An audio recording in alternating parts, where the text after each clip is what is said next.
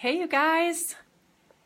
I'm live here. My second attempt. I apologize. My first attempt was sideways. And enough stuff in life is sideways. You don't need to watch me sideways too. So welcome to Facebook Live today. I got to tell you a little story about how and why this is happening. So I've kind of had on my list of business goals and things to do to begin doing these Facebook Lives, to begin offering some hope and help to people through this awesome, amazing vehicle of social media. It's changing people's lives, the way that we can help each other here.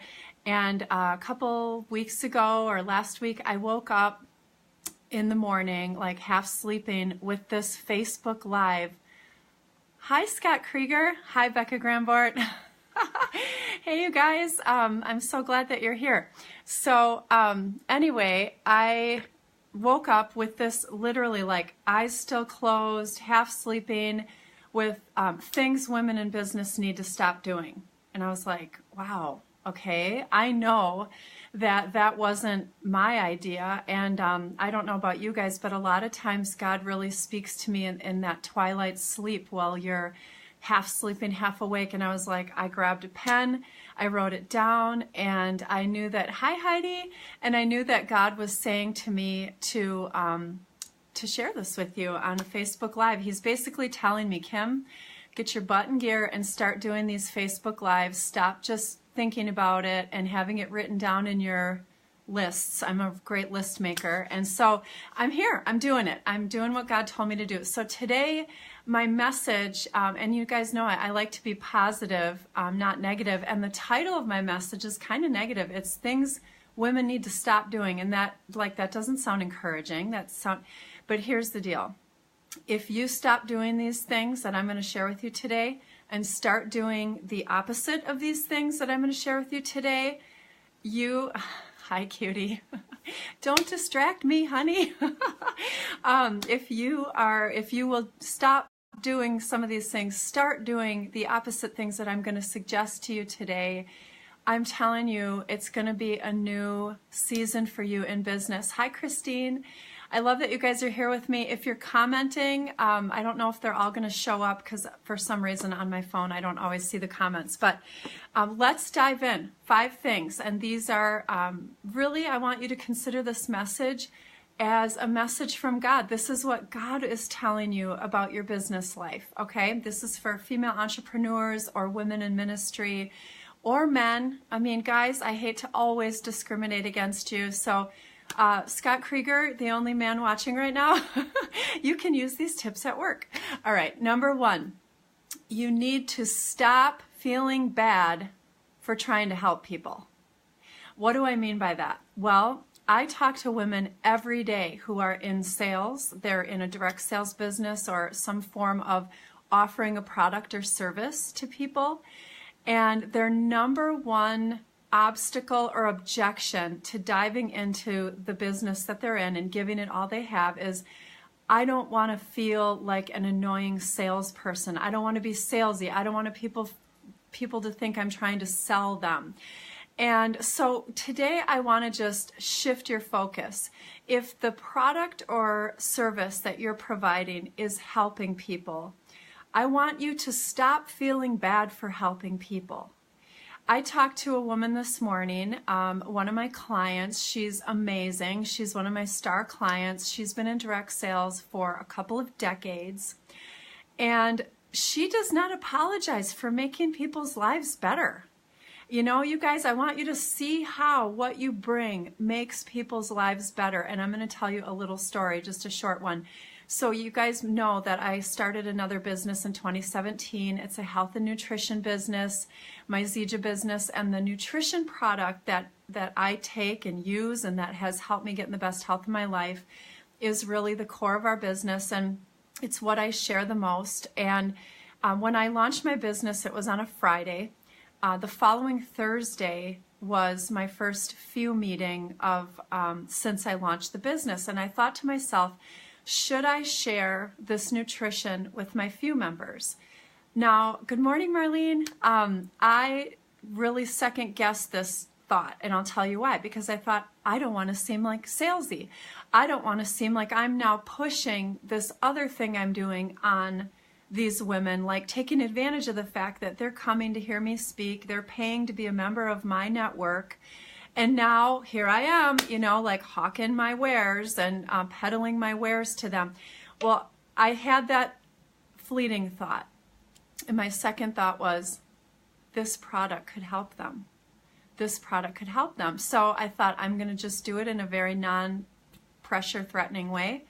I poured them each a little drink, set it out in front of them, and said, if you want to try a clean green drink that's packed with nutrition, take a sip. If you don't. Well, one woman tried the drink. A lot of them tried it, but one woman tried the drink, and her life was forever changed. That was Janelle Bleefernicht. And Janelle Bleefernicht tried that nutrition, and if you guys are Facebook friends with her, you've seen her story. If you're not Facebook friends with her, go friend her and look for her story or ask her to tell you her story. It's unbelievable. She was sick for years. Her body was shutting down. She was toxic. She was gaining weight. She was scheduled to get a hysterectomy. And she started using these products, and her body began to heal itself. The human body is capable of immensely miraculous things when it receives the right nutrition. And so her life was forever changed. Her health was regained, and then she launched her own Zija business, and she has now impacted more than 1,000 other people's lives by her decision to drink that little green drink. Moral of the story, don't apologize for helping people. I am so glad that I said yes to helping those women that morning. And that's just one story. And that's just one aspect of what I do. I help women and people in so many ways, and I'm blessed to do it. I no longer apologize for reaching out to help women. Okay, number 2. Stop doubting whether or not you can make a difference. Okay, we've got to put this thing to bed. We have to have a funeral for your self-doubt. You were made to make a difference. Not only can you, but it's in your DNA to make a difference. And if you don't believe and understand and truly have a grasp on that, then we need to talk, because I need to download somehow into you your real identity, who you really are, what you were made for, and I need to convince you that the reason you question and even have these thoughts about can I make a difference is because you long to.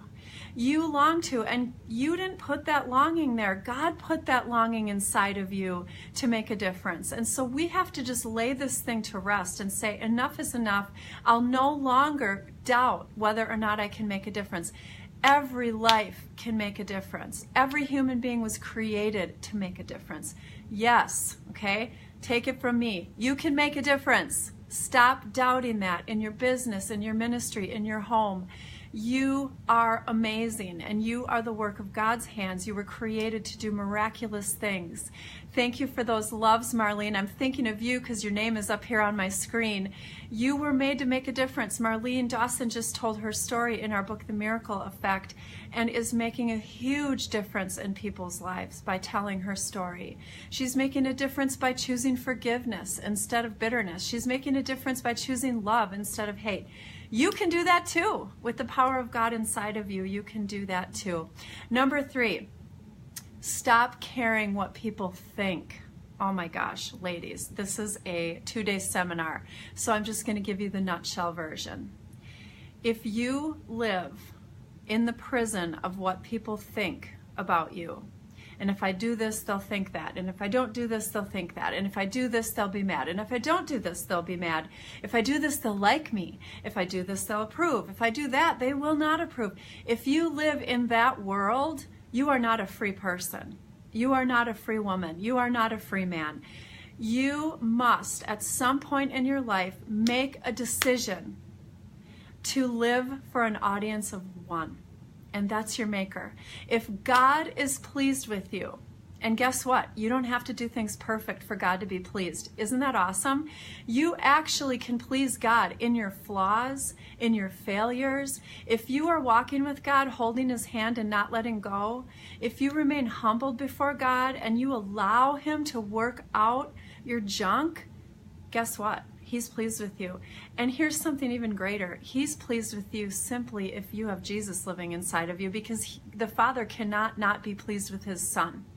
Do you understand that when he looks at you, he sees Jesus? And how could he be mad at Jesus? Like, that doesn't, it's not possible. So if you are a pleasure and a delight to your God, who cares what people think? They're not God. You're not going to answer to them on the last day. They don't have to live your life. They don't have to, hi sweetie, hi Mace, hi Mary Kay. You don't have to live for other people. Hi Kathy, thank you so much for that encouragement. You're such an encourager. I love that about you. So here's the deal.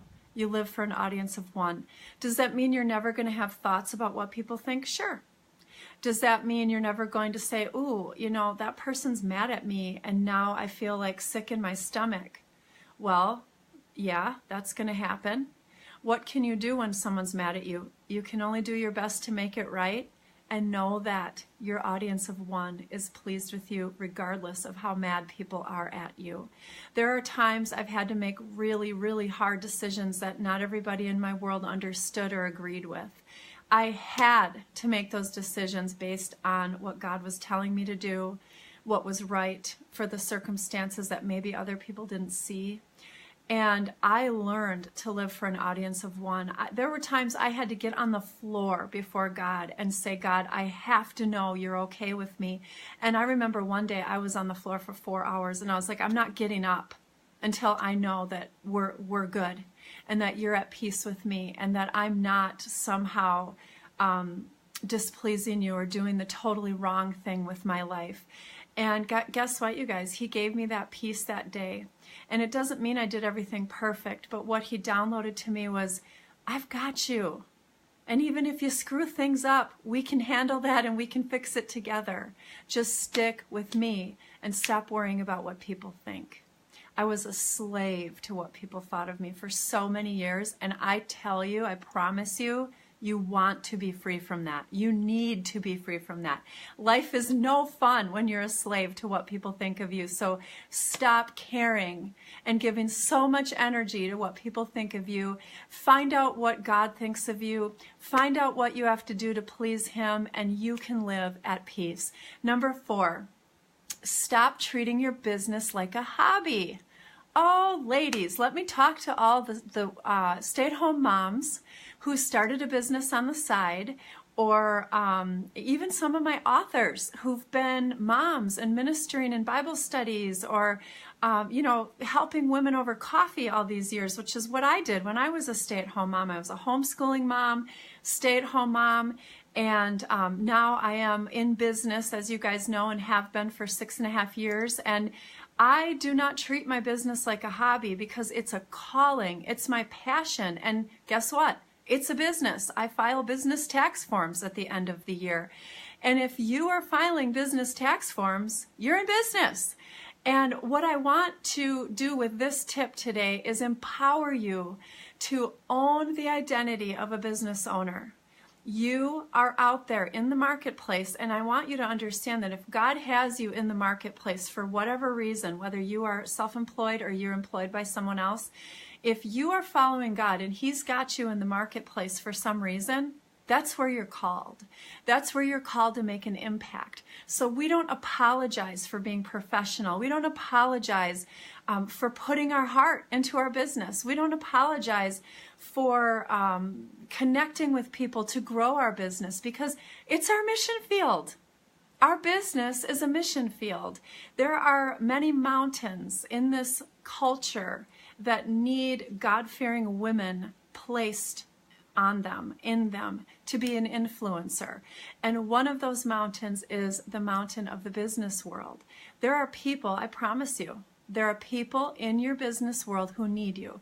As a coach, an author, and speaker, I wasn't always, I've been into businesses, I've been in schools, I've been in churches. So there are times when I speak to crowds and it's not a faith-based talk and it's not a faith-based group.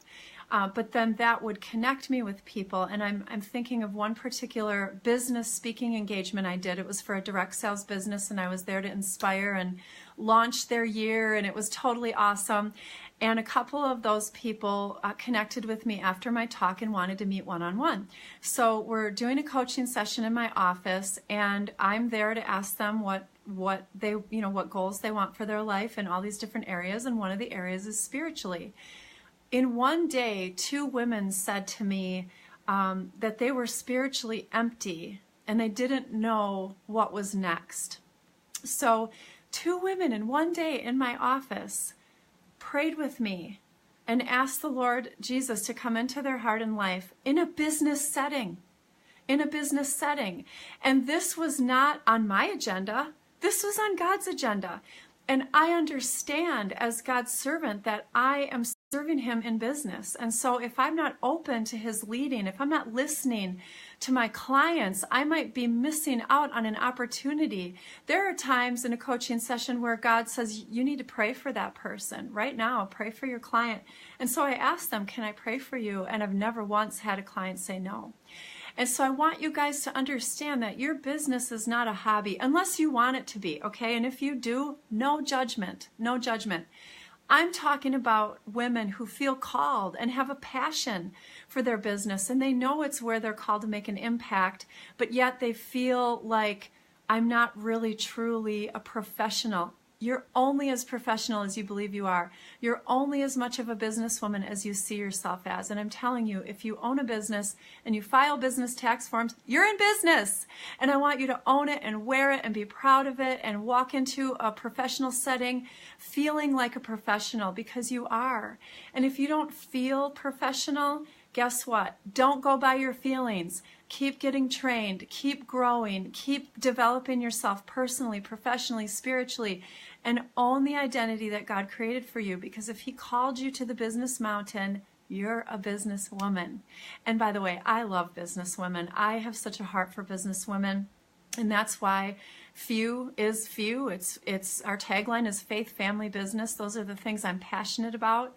And if you are passionate about faith, family, and business, you need to be a part of Few. Okay, that's all I'm going to do to plug that. All right, number 5, last tip.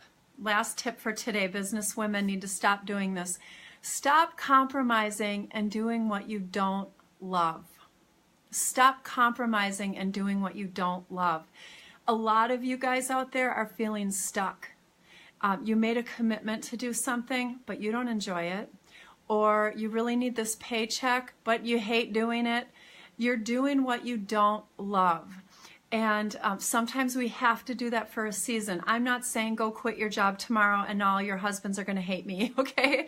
I'm not saying make some rash decision today. But what I want to tell you is if you're not doing something in your life that you love. I mean, we all have to do certain drudgery things, in our daily life. To my children, it's the dishes and cleaning the bathroom. I actually like doing the dishes. But there are drudgery things that we have to do in our life. I'm not talking about that. I'm talking about when you set your hand to the plow, doing what you have to do to bring in an income to provide for your family, why aren't you doing what you love? Or why aren't you on your way to doing what you love? When I became a single mother, you guys, I had 10 kids at home, 10 kids 17 to 18 months. Oh, I could just cry thinking about that. Pardon me while I get a little choked up. I don't know how I did that. It was a miracle. It was the grace of God. But I began to search for what I love and what I was made to do, because I was not interested in just punching a time card for the next 40 years of my life. I wanted to create the life that I wanted to live, and I wasn't living it. For 20 years, I was in a really hard marriage, and I was a wreck, and there were a lot of things I wasn't happy with, and I got this new beginning. Now, some people left holding the bag with 10 children and no income and no child support and no job wouldn't be excited about that. Some people wouldn't be like, oh, it's a new beginning, yay, but I was. I knew that this was a clean slate. Now, mind you, there was a big mess that we all had to clean up. We were all shell-shocked, and we just had our stuff, you guys, and we still do. But we had a new beginning. And I sat my kids down one day, and I said, this is a new day. We all get to decide what kind of life we want to live. And I said to them, I really hope you decide to make your life as easy and fun and wonderful as possible. And I said, for me, I'm going to choose that. I'm going to try to make my life as good and fun and easy as possible. And I said, life is never going to be easy, but it's easier when you do the right things and you work hard. And so that's what I'm going to do to make my life easier than it has been. And so I started taking jobs. I did a direct sales business for a while. I worked at a financial firm for a while. At a certain time, I was doing 5 things at once to try to provide for my kids. I don't even know anymore what the 5 things were. I just remember going, I'm doing 5 things and I have 10 kids at home. I don't even know. Just call me crazy. And but what I learned during that time was I'm not interested in the grind. I want to do what I love. I want to do what I'm best at. And so I began to lay the groundwork for realizing my dream. It was slow. It started with my belief system. It started with what was going on up here. Did I believe I was made to do great things? Okay, I started with that. What is God telling me that I was made to do? Well, I had to revisit visions in my heart that He gave me all the way back in my 20s of me as a published author, speaking to crowds and inspiring people and filling people up with hope and truth and life. And I had those first inklings when I was the biggest mess I'd ever been. And I had these like pictures of my future doing these things when it was the most impossible, you guys. But I held on to that vision, and when the time came, I was readied to a degree. I don't think you're ever totally ready, but I was ready enough for God to say go. And in 2011, I launched my coaching practice. I began speaking for a living. In 2013, I authored my first book. And here it is, 2017, and I am doing things that I love so much that I didn't even know I wanted to do back then. Certainly didn't know I would do. I didn't know I would have a publishing company. I didn't know that I would give women a platform to tell their stories and watch them just come alive because they're telling their stories and they're helping people. Like, I feel like flipping Santa Claus every day of my life, you guys. And it's because I just decided at some point, hi Billy, I decided at some point that I wasn't going to compromise and just do what I had to do to get by. I did that for a while. You know, I'm not saying there's not a season for that, but I wasn't going to compromise and settle for that for the rest of my life. Just a side note, you guys, something Love and Logic taught me is that the most powerful way to teach your children is by example. And one of the most rewarding, one of the most rewarding and fulfilling things that have happened to me since I've been living my passion is that my children, my adult children, have run harder after their own passions. I have adult children living their passion in their 20s. Not waiting until they're exhausted with life at 43 and making a massive career change. They're living their dream now. They sought and pursued what they were passionate about. They allowed their ups and their downs and their bumps in the road to teach them what was for them and what wasn't for them. And I'm watching them live their passions, you guys. And I know that in some small way, by showing them from my own life, it fueled them to do the same. And I've encouraged them. I've said to them straight up, do what you were made to do. It's the most fulfilling thing in the world. And find your passion. Pursue your purpose. Do what you love. And what's the saying? If you do what you love, you won't have to work a day in your life. And I'm watching that. And I recently posted a picture that my daughter Taylor posted and said, you know, this was my dream. I'm living my dream. I'm 27 years old and living with the love of my life, covered in babies. And I own everything that money can't buy. She's also an incredible entrepreneur. My daughter is pursuing her dreams. My sons are pursuing their dreams. They're on their way. And they're further ahead than a lot of people at middle age because They didn't wait to figure out what they love and what they're good at. So my word to you today, ladies in business, don't do what you don't love. Begin to find a strategy to transition out of the thing that you dread and into the thing you're passionate about. If you don't know what your purpose is, I'll just tell you that your purpose and your passion are linked. What do you love and what do you hate? Meaning, what bothers you in the world? Is it when people are sick? Then maybe your passion is helping people get healthy. My friend Tara Brower, and she's also a co-author of The Miracle Effect, she recently got angry. She got really angry about what was happening with her husband. And she said, this isn't like me. I'm not this kind of person, but man, you know, this is over the course of 10 years. I just couldn't take it anymore. I just snapped, and I just declared to the world, I'm mad and something needs to be done. And guess what? Stuff is being done now. Like, she sparked a whole chain reaction of events by being mad about an injustice. And guess what? Justice is on the way. And I said to her, that's one of the ways you know your calling. What injustice do you hate? I've watched women burst into tears telling me, I hate it when kids are orphaned, or I hate it when women feel alone, or, you know, and they're in tears. And I'm like, then that's what you're called to fix. That's what you're called to change. And no one person can't do it all, but one person can do a lot. And so, ladies, I'm just going to recap. I want to see you do the opposite of these things. Be great. Be your father's daughters, because you are your father's daughters. Stop feeling bad for trying to help people with your business. You help them with a heart full of love. No shame, no embarrassment, and you work in your business to help people. Number 2, stop doubting whether or not you can make a difference. I already put that to rest. So if you question it again, ask me. I'll put it to rest again. Number 3, stop caring about what people think of you. Live for an audience of one. Number 4, don't treat your business like a hobby.